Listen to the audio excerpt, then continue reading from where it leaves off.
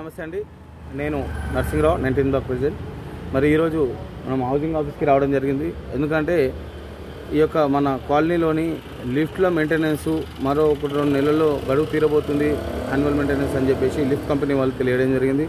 దానికి సంబంధించి మన కాలనీలో ఎన్ని లిఫ్ట్లు నీళ్ళల్లో మునిగి ఉన్నాయో మనందరికీ తెలిసిందే. ఈ నీళ్ళల్లో మునిగి ఉన్న లిఫ్ట్లకు వారిని సెల్లార్ నుంచి గ్రౌండ్ ఫ్లోర్కి తీసుకొచ్చి దానికి అయ్యే ఖర్చు అంతా కూడా వరకు మన డిపార్ట్మెంట్ నుంచి గవర్నమెంట్ నుంచి చేయిస్తామని రీసెంట్గా మన కాలనీని విజిట్ చేసిన కలెక్టర్ గారు కూడా మనకు హామీ ఇవ్వడం జరిగింది. వాళ్ళు అలాంటప్పుడు ఏఎంసీ కంప్లీట్ అయిపోతుందని చెప్పేసి లిఫ్ట్ కంపెనీ వాళ్ళు అనడం కొద్దిగా అందరినీ కలత చెందే విధంగా చేసింది. కాబట్టి దానికి సంబంధించి మరిన్ని వివరాలు మాట్లాడడానికి మరియు ఆ సమస్య మీద పరిష్కారం కోసం మనం ఈరోజు ఎండి గౌతమ్ సార్ని కలవడం జరిగింది. ఆ సార్ కలిసి రిప్రజెంటేషన్ కూడా ఇవ్వడం జరిగింది.